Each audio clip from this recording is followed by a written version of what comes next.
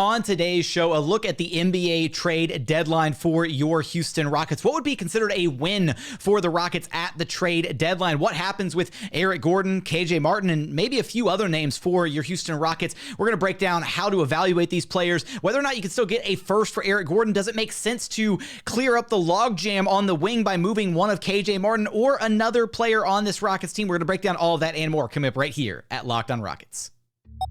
This is Mission Control, Houston. Ignition sequence start.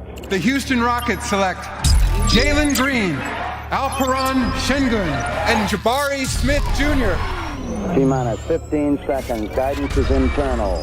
Every time I step on that floor, I'm coming. Hey, Houston fans, I am so happy. You're getting somebody who's going to come in with a chip on their shoulder, somebody who's going to come in and compete from day one. 6, 5, 4, 3, 2, 1.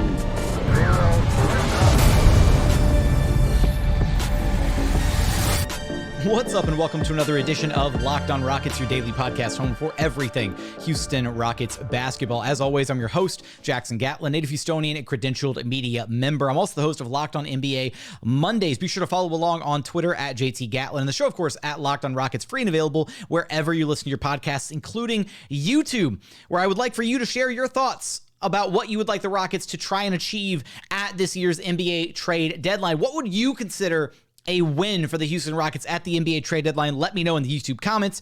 As always, thank you so much for making Locked On Rockets your first listen each and every day. Thank you for making Locked On Rockets part of your day every day, whether it's on the way to work, in the car, going to the gym, at the gym, on your lunch break, whatever. Thanks for making LOR part of your day every single day. Now, today's episode is brought to you by LinkedIn. LinkedIn Jobs helps you find the qualified candidates that you want to talk to faster. Post your job for free at linkedin.com/LockedOnNBA.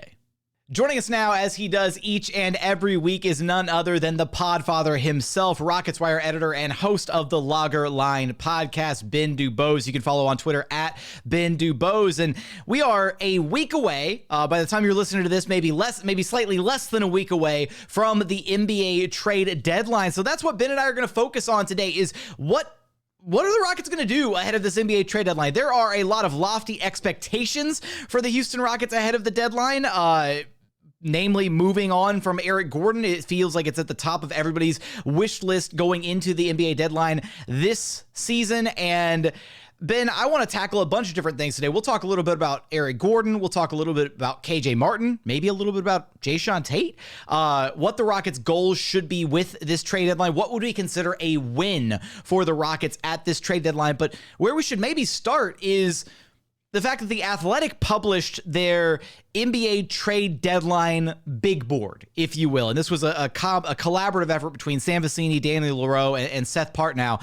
And Eric Gordon's name isn't on this list. And I find that very peculiar. And maybe that's also like the slight bit, like maybe a little bit concerning going into the deadline, that these guys don't have a feeling that Eric Gordon might be on the move as we are a week away from the deadline. Yeah, it's an overall odd list because not only is Eric not on it, you don't see KJ Martin or Jae'Sean Tate on there either. And again, when you're going 25 deep, it's not like all the names are A-list, not even close. You've got guys like Karis LeVert, Kelly Olynyk, although Rockets legend, let's be respectful here, Jalen McDaniels, Alec Burks.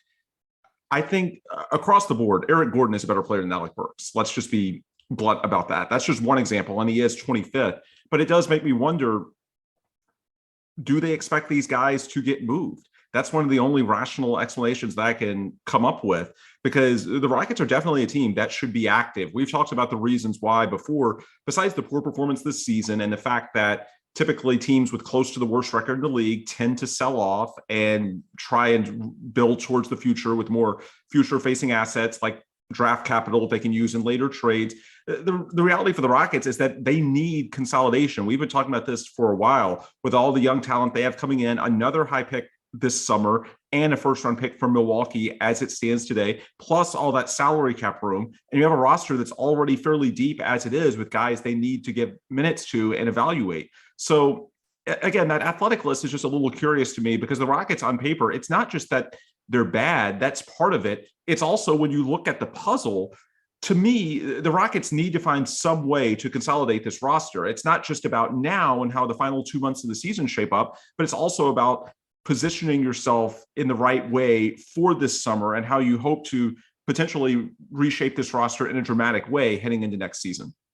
We've talked about this a lot before on this very podcast, Ben, but when you look at this list of the names that these guys did include, and this isn't like, the be-all, end-all of players that may or may not be on the move throughout the NBA. This is just, a gauge of players to kind of keep an eye on. There are a lot of guards on this list, and maybe even some wings who you could maybe argue are like a bit more guard-oriented, like maybe an OG Anunoby type, who is kind of maybe the crown jewel of this NBA trade deadline. It seems like the Memphis Grizzlies and New Orleans Pelicans are going to start a bidding war on who can get their hands on OG. But you go down the list, you've got guys like Emmanuel Quickley, you've got D'Angelo Russell, you've got Gary Trent Jr., Jordan Clarkson, Josh Hart. There are a lot of guys on this list that you can definitely make arguments that Eric Gordon is better than some of those names, but how much does it kind of dampen the market if so many of these guys are readily available and teams are looking? If there's too many sellers at this deadline, that definitely hurts the Rockets' chances to do something with Eric Gordon, or by extension, one of those other guys we mentioned earlier on, KJ Martin, Jae'Sean Tate, etc.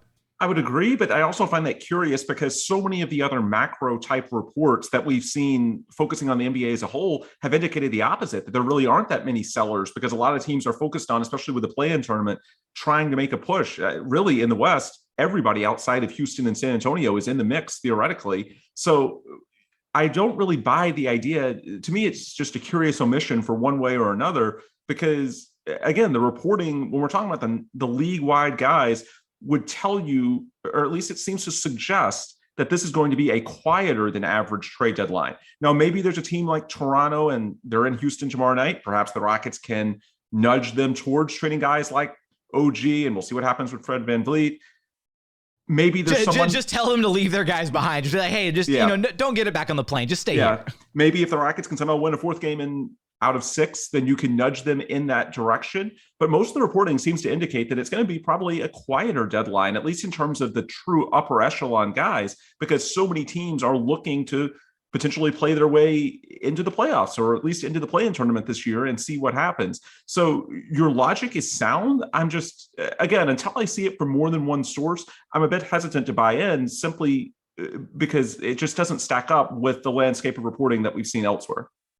What should the Houston Rockets' focus be going into this deadline? I mean, I feel like they should be sellers, but maybe there's an opportunity for them to be buyers at this deadline. We're going to talk about that. We'll focus in a little bit more on Eric Gordon, what a return for him could possibly look like at this point. Has it been way too long for the Rockets? And I mean, are they able to still cash in the Eric Gordon chips? We're going to talk about that, but first, today's episode is brought to you by LinkedIn. As a small business owner or hiring manager, you know that success in 2023 all depends on the team members that you surround yourself with. That's why you have to check out LinkedIn Jobs. LinkedIn Jobs can help you hire qualified candidates more efficiently by matching open roles with people who have the skills, values, and experiences to help you achieve your goals. LinkedIn Jobs helps you quickly attract qualified candidates to your open jobs with targeting tools. Identify the most qualified candidates on LinkedIn Jobs and connect with them fast and for free. LinkedIn Jobs makes it so easy to screen and rate applicants based on your job qualifications, all on one platform. LinkedIn Jobs helps you find the qualified candidates that you want to talk to faster. Post your job for free at linkedin.com/lockedonnba. That's linkedin.com/lockedonnba to post your job for free. Terms and conditions apply. And continuing on here at Locked On Rockets, your daily podcast home for everything Houston Rockets basketball. Now, Ben, to me, it feels like when you're in the position of a team like the Houston Rockets are right now, right? You're bottom of the league in standings. You don't really even have a clear-cut identity or direction yet as a team. It very much feels like the Rockets are in a position to be sellers at this deadline, right? With a lot of those names that we mentioned in the first segment, right? Eric Gordon, KJ Martin, maybe Jae'Sean Tate, guys that you would ideally like to trade and maybe get back an asset or two for, something of future value, because again, you are at this point where you need to start consolidating some of what you got on this roster and being able to move one or two or even all three of those guys ahead of the deadline right now when they're ideally probably at their max value, because moving those guys in the offseason, you're going to get a much less return than you would at the NBA deadline, because a team that might be able to use KJ Martin right now and making the playoff push, maybe they think he's the piece that could give them, plug a hole for them or be that extra rotation piece that they're missing to, maybe not get them over the hump and make them a contender, but just round out their roster a little bit more. There's also the flip side of maybe if a guy like and OG Anunoby is available, maybe the Rockets feel like they could pounce on a guy like that right now and make themselves a bit more of an attractive destination this offseason as they look to not go like all their chips in on the center of the table, but make that play for a marquee guy like a James Harden or a Kyrie Irving, and then, pair them with another top draft asset in Scoot or Wemby. Or if you're going to look to trade that asset, right, if the pick falls 3 or lower and you want to trade that asset, you've already got a piece. If you make that move at the deadline, then you make another couple moves this offseason and you're ready to go. Yeah. And I also think the last 5 games in which, again, they've won 3, their last 2 in a row with Eric Gordon playing a key role in the absence of Jalen Green and Kevin Porter Jr., I think the evidence is pretty clear. The Rockets are not trying to be the worst team in the league this season, which is which is exactly what makes, their performance until the last week and a half so frustrating. There's a lot of people on social media that try and spin it as, we're tanking. No, that's not really the story. And that's why, we've been so harsh on this team the last month or two as things have sort of spiraled, especially during the 13-game losing streak, because for the Rockets, I don't think they want to win this year. I don't think they ever wanted to really make even remotely close to a play-in tournament push. But I also don't think that, again, they're outright trying to lose. And that's part of why the last 5 games, and I do think there's some positives from the fact that they are getting better results. Finally, now, can you incorporate Jalen Green and Kevin Porter Jr. into that? That remains to be seen. But this is a team that's trying to blend. Overall, they're still going to be bad, but I don't think that they're really trying to maximize being bad to the extent that things looked over the first 45 games or so of this season. So in terms of how that plays into the trade deadline, I don't think that they will pass up an opportunity if, say, they could get someone like OG.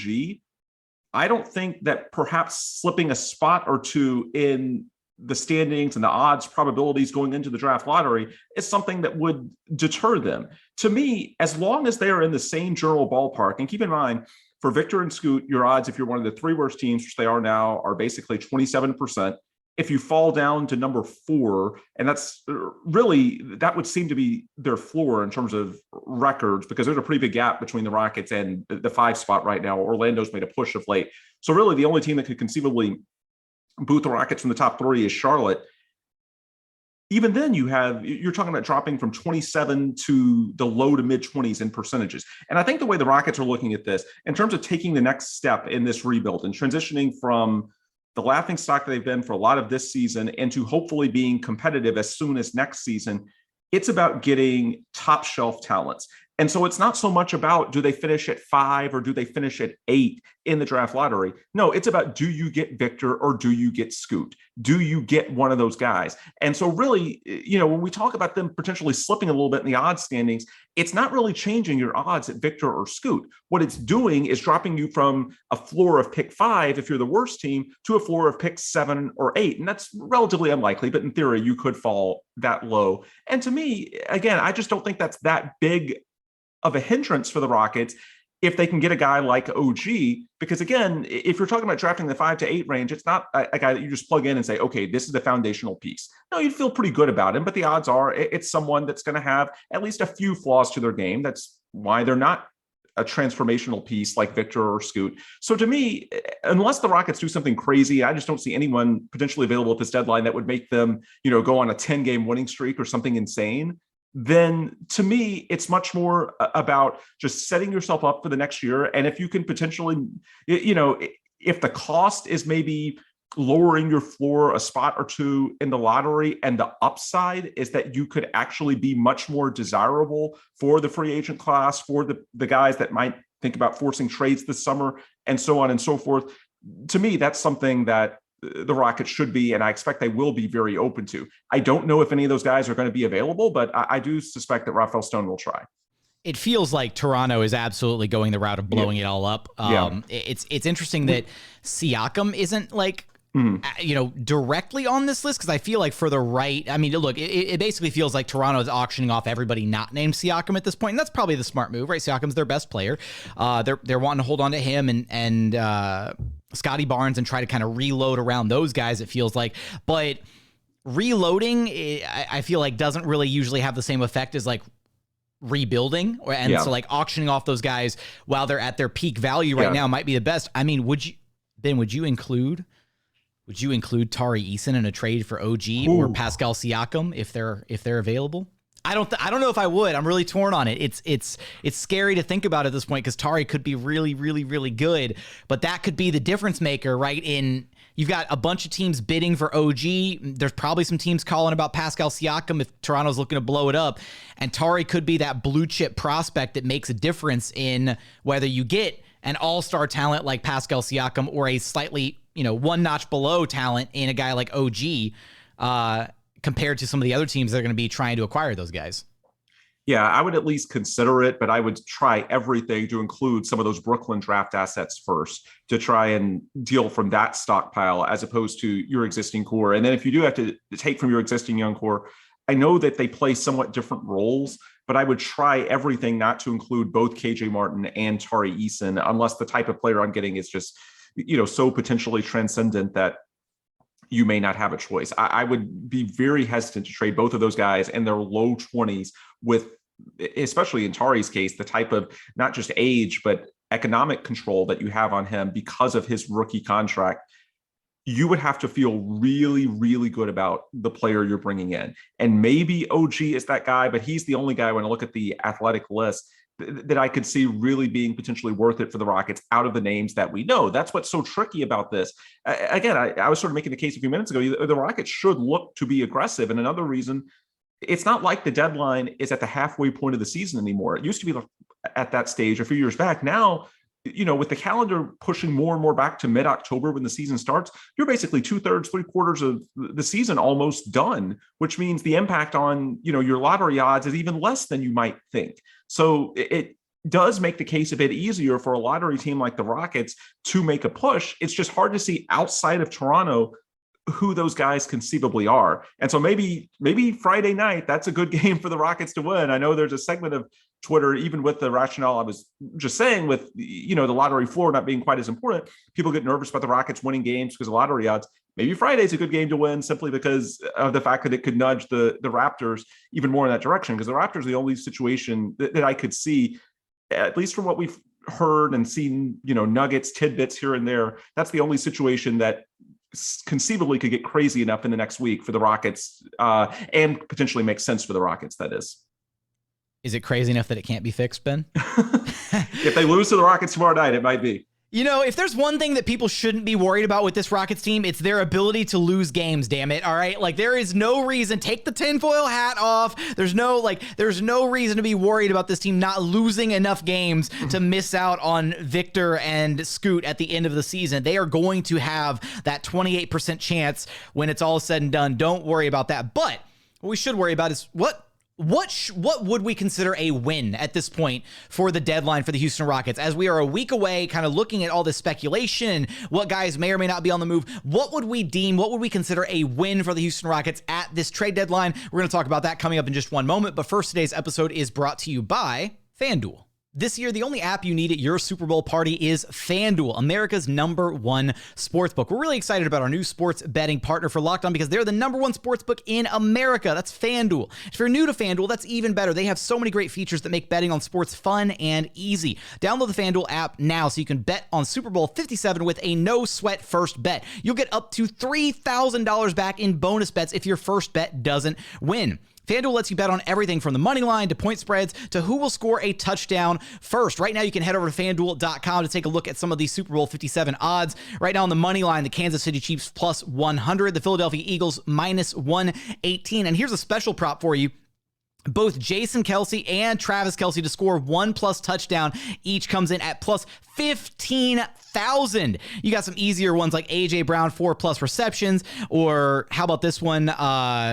We go Philadelphia Eagles to rush for 4+ touchdowns. Some easier bets to make, but you could check out all that action over at FanDuel. The sportsbook app is safe, secure, super easy to use. Best of all, you can get paid on your winnings instantly. So join FanDuel today at FanDuel.com/lockedon to claim your no-sweat first bet on Super Bowl 57. That's FanDuel.com/lockedon. Make every moment more with FanDuel, official sportsbook partner of the NFL. And final segment here at Locked On Rockets, your daily podcast home for everything Houston Rockets basketball. Now, then we've kind of taken a look at the NBA landscape there with the, the Athletic big board trade list, and explored the possibility, right? Buyers versus sellers for this Rockets team. What should we walk away feeling like is a win for this Rockets team ahead of the deadline? I feel like we can very safely assign some of like the losing outcomes of this deadline. Like if they don't move Eric Gordon, I feel like that's a pretty big L. That would maybe be the one for me, is if you can move Eric Gordon and at least get back a first-round draft pick, given everything that we've known, the picks that have been on the table previously for Eric Gordon, some of the rumored trades, the 4 second-rounders from Milwaukee, all that kind of stuff. If you can get away with moving Eric Gordon and A, not taking back bad money, and B, getting some version of a first-round draft pick, even if it's just a late first in this year's draft that you maybe do some magic with and kick the can a little bit further down the road on, I think that would be a win for me, or at least one version of a win for this deadline. I'm actually going to disagree with you a little bit on that. Sure. I would absolutely consider it a win if they could get a first-round asset for Eric Gordon. I'm with you on that part. I would not necessarily consider it a loss if they don't, at least not in terms of this deadline. Now, could you consider it a loss if, we've heard in the past they theoretically had all these offers, including first-round picks for Eric Gordon at last year's deadline? Yes, you can consider it a loss, I suppose, for Rafael Stone in the macro when we're comparing what was available this year to a year ago. But in terms of should they deal him no matter what, that's where I'm going to disagree, because I do think there's value. This entire season, if I was to put like a tagline, because the Rockets didn't really do a new tagline this year. They stuck with Light the Fuse. So there was no new slogan this year. At least in terms of... We have established over at Rockets Watch, we have established a new slogan. The new slogan for this season is fight but lose. That is the slogan for this season. And somebody did a Photoshop edit of this, and it is one of the most beautiful things that I've ever seen ever. You know what? I'll post it to the Locked On Rockets YouTube channel. I'll post it there, the graphics, so you can see it later. I think I saved it to my phone. Fight but lose is the motto for this year. Yeah. Okay. Well, the one that I would go, at least from like the online discourse, would be whose fault is this? Because it feels like from 1 month to the next. And again, some of this is, a fan base that wasn't ready for rebuilding. I do buy that's a small component of it. But I also I also think that we've just seen a steady sort of escalation. About a year ago, I would say about the first half of last season, there was a bit of a honeymoon phase, if you will, to that really being the first true year of the rebuild and having all these new first-round picks, Jalen Green, Alperen, Sengun, Josh Christopher, Usman Garuba. And it really took until the second half of last season to where folks started wondering a little bit about the culture. And imagine going on a honeymoon. You're stuck on a honeymoon with Daniel Tice. Oh, geez. That doesn't. And they did. By the way, that was a win. They somehow did offload Daniel Tice without and got Bruno Fernando. Although some people might consider that not a win. It's not a win. It's a wash, right? Like you signed him and it was a bad move. You realized it was a bad. Like so, I don't. Well, I don't think getting out of it, I don't think quantifies as it's a neutral move at best. Okay. Yeah, a neutral move. Unless you love Bruno Fernando. But again, I think there's more people that are annoyed by Bruno at the moment, given the fact that he seems to be blocking Usman Garuba for minutes. We don't talk about Bruno. Okay. But to circle back to, this chain of, I guess, whose fault is this? It started a year ago, people wondering about the player influences, Christian Wood, Kevin Porter Jr., especially after the New Year's Day incident. And then Christian Wood was traded during the offseason. And it didn't seem to get that much better. And so there's been talk about Steven Silas really since the start of this season because of his contractual situation, not having anything guaranteed after this year. So it's understandable that he's under the microscope. Then the last month or two, you're hearing whispers that, some of this stuff is not fully within Steven Silas's control. And so people are wondering about Rafael Stone as GM. People are questioning Tillman Fertitta as the owner and so on and so forth. And so when you talk about a franchise that's struggling that much, and it's not just here locally, we've seen people nationally talking about, The Athletic had that story the other day about the Rockets being one of the worst watches in the league. And in terms of just their habits and everything being so off, people are noticing that stuff. And so there is value in, for example, these last 5 games, they've won 3 of them, 2 in a row. Their defensive rating in that stretch is actually 8th in the NBA. For the season as a whole, it's 28. And one reason for the jump, well, there's two reasons. First off, Jalen Green and Kevin Porter Jr. are now. I was going to say the two reasons are the twins, the fact that they're out of the lineup.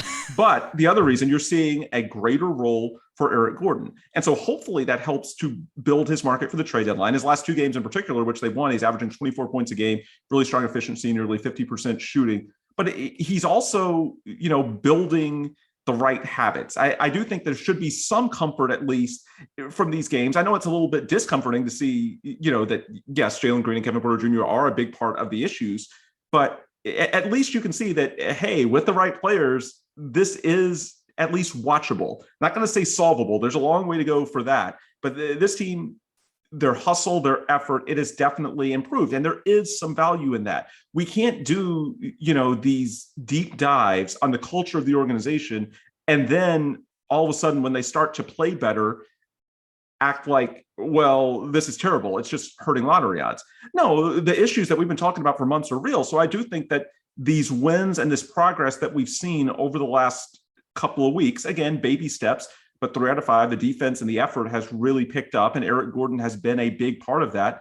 It's big for the whole organization as they try and, mold, it's not just about Eric Gordon, it's about molding an entire young core and developing guys in the right way. So if the only offers available for Eric are, second round picks that aren't even good second round picks, and then you also have the whispers out there about, Eric Gordon potentially being a perk to James Harden, then I could see a scenario where it makes more sense for Rafael Stone to hold him and see what happens this summer. They basically have a team option, and so that gives you multiple ways that you can use him, either for cap space or, to keep him around at a fairly, either a reasonable 1-year deal, or you can renegotiate it over 2 or 3 years. But I've seen enough lately, and I do think there is enough importance for the Rockets to win a few games and to show some progress, given all the issues that we've talked about for months, that if Eric Gordon isn't getting you, anything close to what he's worth, then there is a case to keep him around, simply because, getting a late second round pick is not worth it just to say that you moved him. But I do think that the Rockets need to do something on the consolidation front. To me, that is really the big story when it comes to this deadline. Eric Gordon is one way that you could do it for sure, but KJ Martin, Jae'Sean Tate, I'm actually in the camp. I would look more to dealing Jae'Sean Tate simply because of his age. I think if there's one thing about this season, you're starting to see that this thing might take a bit longer to get to the end stage. Maybe next year you can make, a climb to being competitive. But I do think that, any dream short of getting, Victor, and maybe not even then, because he is just going to be 19 years old, any dream of this being, say, 2024, 2025 for the Rockets to contend, there's a long way to go. This season has shown that. You're probably looking, closer to 2026, 2027. And so that's why I'm drawn more to these younger guys. I mentioned being very hesitant, even for the top shelf guys, to give both KJ Martin and Tari Eason, guys that are 21 years old and conceivably could be a part of your future for a long, long time, as opposed to Jae'Sean Tate, with your timetable perhaps being delayed a couple more years, given how long that it's going to take. Then if he's going to be in his low 30s, then it may make sense for him to be the guy that you look at. But the bottom line, be it Eric, be it KJ, be it Jae'Sean, I think the key thing to do is to try and reduce the stockpile that you have now, or I guess reduce the logjam and build your asset stockpile, because it looks like, if you don't get Victor or Scoot, then either it's going to come via free agency, or you're going to have to prepare yourself to make, the big ticket acquisition via trade. And the best way to do that is by boosting your stockpile of draft assets. And after this year, the Rockets really aren't going to have their own other than the 2025, but there's a pick swap involved, top 10 protected with OKC for that.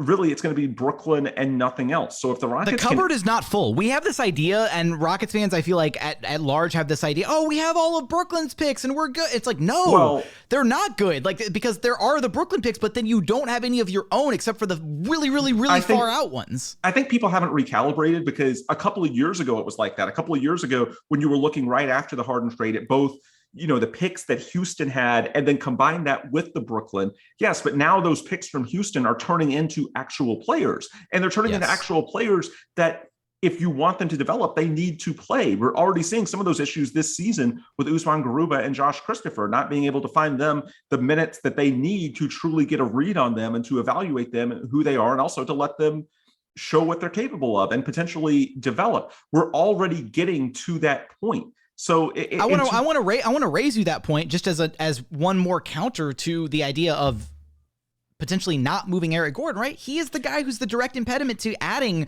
more Tari to the lineup, adding more KJ Martin to the lineup, right? There's a reason that we only ever see Tari play the 4. It's not because he can't play the 3. It's because there's no minutes at the 3.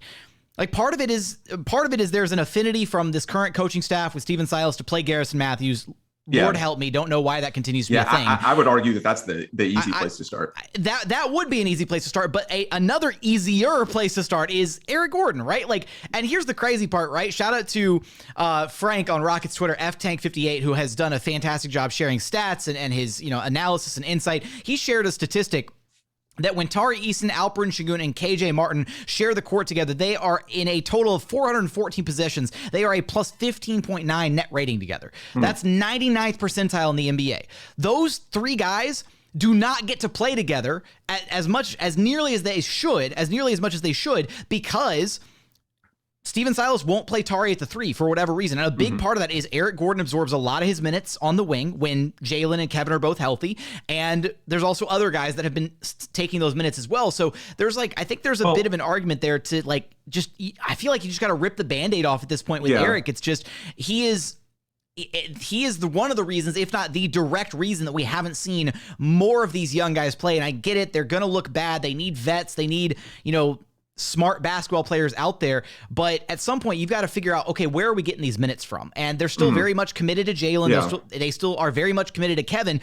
You can't be committed to the 3 shooting guards. That's where some of the issues come from this lineup. Defensively, offensively, the parts are all clunky because you've got too many guys who do the exact same thing on the court together. In those 3 players specifically, you got to move on from one of them. And I don't see this organization moving on from Kevin or Jalen. And I think at this point, it's kind of actively hurting their development having EG out there. Yeah, I actually could see them potentially moving on from Kevin as soon as this summer, simply because he's going to have value as an expiring contract. And especially if you either end up at number 2 and can get Scoot Henderson, or you're in the James Harden market, then can Kevin Porter Jr. work as a wing that can shoot? I think he can. We've talked about that before, but I don't know that he would have quite the same value, especially with all the other prospects that you have. So I could potentially see Kevin as soon as this summer being someone that's, potentially a trade chip in deals under the right circumstances.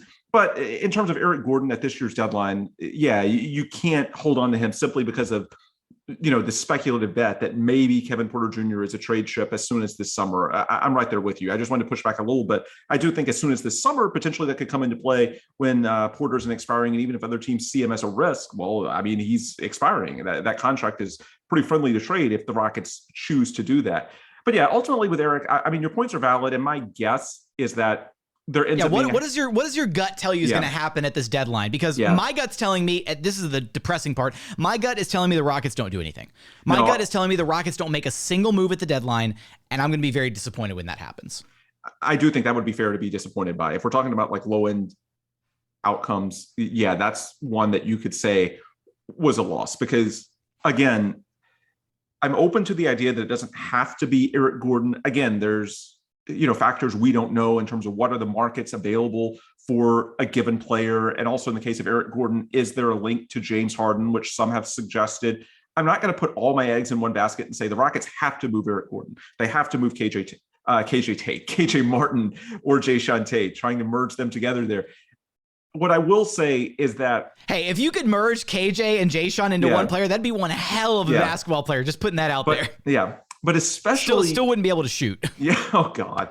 Although KJ did have the dagger 3 Wednesday night. So, maybe, knock on wood. But yeah, his regression from 3 has definitely been a bit disappointing this year. Still think there's a role for him clearly as a successful rotation player. But yeah, to be more than that, he needs to get that 3-point stroke back closer to the 36% shooter he was his first couple of years. But yeah, I'll just say between those 3 guys in particular, EG, KJ, and Jae'Sean Tate, look to move one of those. If it's not Eric, I don't think you have to move him. My gut tells me that there's sort of a happy medium, especially with Gordon showing what he's shown you really since the start of the year. We talked about the last 2 games, but it's basically been since the start of January. His production, his efficiency has really gone up. So what you're saying is there's been an improvement from Eric Gordon? Yes, ever since he made the comments about a lack of improvement. Yeah, my gut tells me that you can get worst case, a high second round asset for him, perhaps more than that. Maybe that's the compromise. Can't get a first, then get, multiple seconds, with one of them being, a high second, or very likely to be based on the current standings. To me, that's a good place. And even if, you look at the Rockets roster this year with how young they are, and, Rafael Stone has made the point in the past that, you have to consider that you can't find minutes for all of these young players because they already have 2 first-round picks, how many guys they want to bring in. It's not just about who you turn that pick into. It's also about rebuilding the stockpile in terms of what you have asset-wise to swing big trades down the line. And so I think with especially Tari Eason coming on of late, then to me, be it Eric, KJ, Jae'Sean, study those markets. Maybe the market for one of those guys doesn't pan out the way you think it should, but if it doesn't, then okay, then in theory, the market should be valuing perhaps someone younger. And maybe that's someone that a contender is willing to overpay a bit for. But I just think clearing up at least one of those guys and opening up more minutes for Tari Eason, to me, that's a pretty clear way that they can win, especially if it brings them back. Hopefully a first round pick. In the case of Eric Gordon, given that he's 34 years old, I would settle for, a high second, especially if you can get maybe 2 seconds as part of that package. But again, I just think doing something. I'm not willing to get more specific than that because I do think that, Rafael Stone needs to be flexible. You need to sort of be working down different paths and be willing to strike on whatever makes the most sense from an asset perspective. But I just think in general, the way to look at it is start clearing that logjam, start building up your future stockpile, because after this year's draft, again, it's Brooklyn and not much else the next few years. So one way or another, I think you need to address that by this deadline. And then, if there's any like super buy opportunities that we talked about, Toronto with OG, with Siakam, with Fred VanVleet, treat that as a bonus. I'm not willing to set the bar there because, again, we don't even know for sure that Toronto is going to move in that direction. And if they do, there are so few sellers of top end talent that there's for sure going to be a lot of teams potentially interested in those players. So I don't know that it makes sense for the Rockets, but they should definitely be exploring for the reasons we said earlier. I think to me, the place to sort of set the bar, do something that reduces the current logjam and helps build up your stockpile a bit as you head towards this offseason. Because really, when you talk about 2 first-round picks, one of them high, and up to $60 million in cap room, there's already a logjam when it comes to, filling out this roster. And you're only going to be adding to it this summer. Right now, the only guy that you're potentially going to lose is Eric Gordon. And even that's not a given because there's a team option there. So if we talk about adding these guys, then their minutes are going to have to, come from somewhere. So this is the right time. Again, it may vary based on the player. There may be some players where the market is better in the summer than it is at the deadline. But I would just say that between Gordon, KJ, and Tate, really you have all ends of the spectrum. EG is 34. Tate, I believe, is 27. KJ is 21. So they're all at different points in their age cycle. My guess is that at least one of those guys is going to have a market worth exploring at this year's deadline. And it's up to Rafael Stone to sort of pick the one that makes the most sense. Again, I don't want to say for sure it has to be player X because I do think optionality is important, but do something. Maybe that can be our tagline for this episode. Do something. You know what? I'm gonna just remember the meme of like the stick where you're poking the stick figure. Do something. There we go. That I'll go make that later, and then on top of that, I might just put that as the thumbnail graphic. It's gonna say "Do something" ahead of the NBA trade deadline. But Ben, fantastic episode as always. Will the Rockets make a move? I don't know. We'll keep you posted for that here at Locked On Rockets. We are 1 week away from the NBA trade deadline. You know the drill, Ben. Let everybody know where they can track you down at. Yep. Ben DuBose on Twitter, the Rockets Wire on Twitter, the Logger Line on Twitter, and rocketswire.usatoday.com for all of your daily Houston Rockets news coverage.